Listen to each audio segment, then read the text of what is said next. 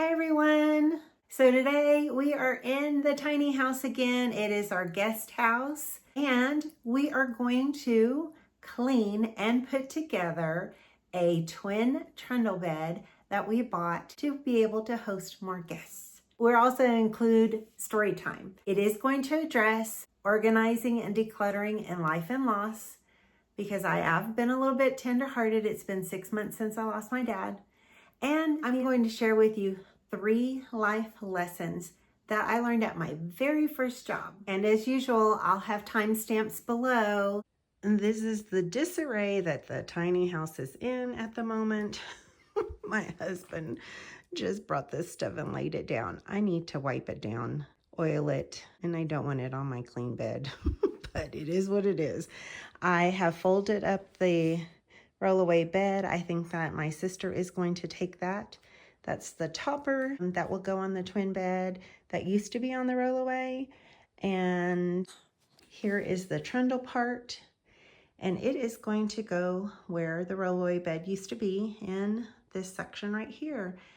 And I'm excited about it. I've ordered bedding for it, meaning bedspread, because there's a very specific one for the trundle. It'll give us one more bed for in here. You can see it just needs a little bit of cleanup. All right, I've wiped these down with the On Guard doTERRA all-purpose cleaner. So I'm gonna try to use this magic eraser and let's see if it takes some spots off. I've never used it. Ooh, if you've never used this before, there is a scuff mark right here. It's a little bit of scrubbing. So it took the scuff mark out. So if you can see here, I think that did not come off with just me wiping it off, but this erase sponge is working. And maybe if I would have scrubbed it a little bit harder instead of gently wiping it off, maybe it would have come off without it, but that worked really nicely. It is not coming off as well with this. So it looks like the black scuff does not come off as easily with this. Well, that is, just when I say it, it proves me wrong. We will go to plan B on those. I deduce that this is good for some, it's not good for all, and go to plan B with the fine steel wool. I'm glistening again. Ooh, okay, after I get all of the marks cleaned up, then I will oil it down and then I'll give hubby the go ahead to put it together. So hubby just came in and asked me, what did I need? I said, fine steel wool. So he's running to the store for something else, but he's gonna look for some for me too. Why do we buy used? Because it's not veneer. This is wood, and I'd rather have higher quality wood that needs a little bit of work than to buy something new that is outrageously priced or that is gonna fall apart because it's not well made. That actually worked really well. So I'm gonna wait till hubby gets back with the fine steel wool. All right, I'm trying to use steel wool, gentle, gentle, gentle, because I don't want to take the finish off. I just want to try to take any of the black marks off. I'm being super gentle. Okay, I can't be too gentle because it's not working. Going harder worked. I'm gonna sit and we are going to do some Murphy oil soap on this. And while we do, let's go to story time. I had to, one of my first jobs was working for Pizza Hut. During that time, I learned valuable life lessons. And I can't see that far away, but I think my hair is, I just got it cut and it's a little bit crazy. It is what it is, the mood that I'm in right now. So Joyce, what kind of mood are you in? I'm so glad you asked. It was Easter and I hadn't seen somebody in a while and give them a hug. And I'm sure I have some soft spots on me. They say, you've gained weight. I said, yeah. Yeah, I have. Something about stress from losing your dad will do that to you. And neck surgery and steroids and all kinds of stuff. I've known this person for 40 years. And had my mom been alive, my mom would have probably said the exact same thing. And I would have probably been a little more forgiving. It's just, I didn't want to hear it. I don't need to be told the obvious. I know. Since my surgery, I have gained probably 16, 17 pounds. And I will tell you the other thing of losing someone. And I have this habit, besides being hyper-focused and organizing and cleaning, I have this hand-to-mouth need. You want to feel better. Your brain thinks you're going to feel better, looking for that satisfaction that never comes because you don't feel better. You still miss whoever you're missing. I'm not feeling sorry for myself. I really am not. Thank you, God, for food to eat. Thank you, God, for having a wonderful dad who I miss. Thank you for having someone who will be frank and honest. Even when you don't want to hear it, because you already know the answer. You already know it. You don't need to be told it. My point, I don't have one. Oh, yeah, I did have one. My point was, or is, that in my Pizza Hut job, we're coming full circle back around to that Pizza Hut job. In my Pizza Hut job, I learned really quickly that if you didn't feel good, you pretended like you felt good, because I was a waitress. I needed tips. To get tips, you needed to bring a little joy to other people's lives, even if that was serving them a pizza. So I learned valuable life lessons being a waitress at Pizza Hut. All of that to say, as I was starting to film this, I was feeling a little bit down. And like, I didn't want to do this. I just want to crawl up and put on some stretchy pants and feel better. Instead of coming on and pretending like I feel great. But you know what? You all have been sweet and kind to me in my journey of life and loss. And it's been 6 months. The 6-month mark came and went last week. And Easter came and went and he wasn't here. And those holidays or events when you would spend time to each other, it's when it hits hard. Part of this whole journey is decluttering and organizing in life and loss, and this is the loss part of it. So even when I don't feel like doing anything, or when I don't feel like coming on and being all chipper, I know this ends up making me feel better after a while, and I end up laughing at myself. I am fine with being laughed at. I'm really not. My feelings are easily hurt. But if I'm laughing at myself, then you can laugh with me, and it makes it okay. Let me get this other piece up here. The other lesson I learned at Pizza Hut was don't judge a book by its cover. And it didn't matter what somebody looked like, you gave them all wonderful experiences, right?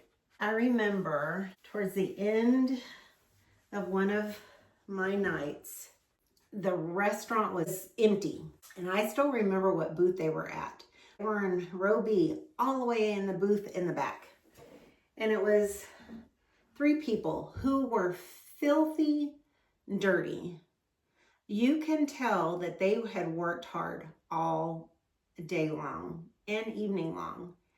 And they were coming in tired and hungry and ordered water and ordered either a cheese pizza or a pepperoni pizza. I can't remember.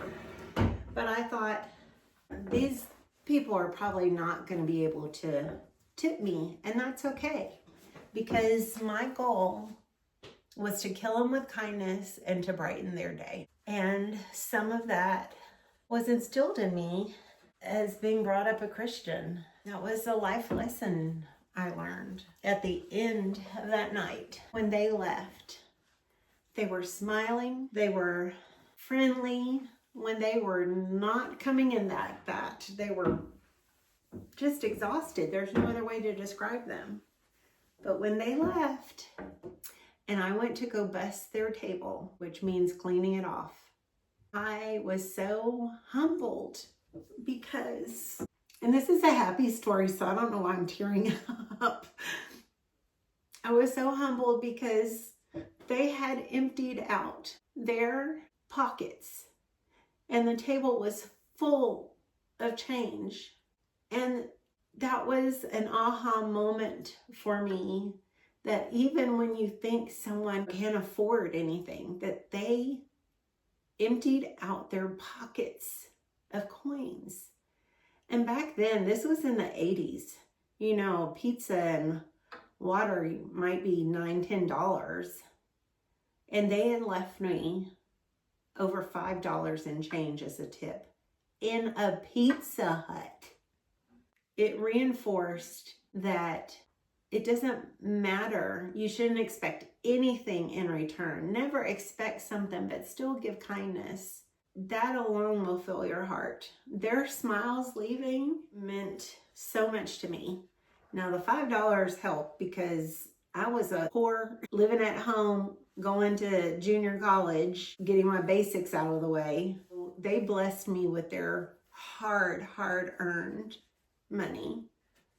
And I will be forever grateful to them. And I hope that somehow they knew what an impression they left on me. So that's my story time. We're gonna let these dry. But for tonight, we're calling it a night. So as we move into the next day with this trundle bed, my husband is shy when it comes to cameras. Putting it together could be a little colorful for us as well. So it's just going to be the finished product. I just wanted to share with you, it was quite easy. It is a two-person job, but it was literally holding pieces up and just making sure the screws were in, but it was very easy and sturdy and you didn't miss anything. Glistening again. It is the next night after cleaning the new trundle bed. New to us anyway. The topper that we had on the rollaway bed onto this bed. The trundle is a tight squeeze underneath. So I have a bedspread coming. I think what I'm going to need to do is order a couple of sets of sheets. This topper makes this a deep pocket, and the sheets that I had are not deep pockets, so they won't fit. But I'm excited, and our little table that we have, which is really narrow, fits over here. There's a plug there, so if somebody needed to plug an electronic in that they could. I am pleased with it, and I'll give you a 360 view of what it looks like right now. All right, I'm standing in the kitchen and going to pan left. There is our dresser. I've taken apart the vacuum cleaner so I could clean it, wash it. One queen bed, the rollaway bed will go to my sister. Another queen bed, that's going to donation. And the dresser. And then finally, there's Mr. Chubby. I know, hi baby. And then over this way we have the bathroom. And I did have that in a different tour, so I will link that. But for now, hi everyone, I'm back in the tiny house. This is, I don't know, a week or two later, and the bedding that I ordered finally came in. Let me show you. So it doesn't fit very well, does it? That's because that topper is too big for it. It's too thick. So I'm going to take the topper off and we'll come back and take a quick look. This is the topper that I'm talking about, and it is really thick. And it does make the bed feel better, but it's going to go back on the rollaway bed, and this one will not have one. I may still get a mattress pad for it, but for now we'll take this off. Okay, there we have it. So I think you can still see this is not quite sitting right in here. There are springs, and I can feel like the springs might snag that piece of fabric.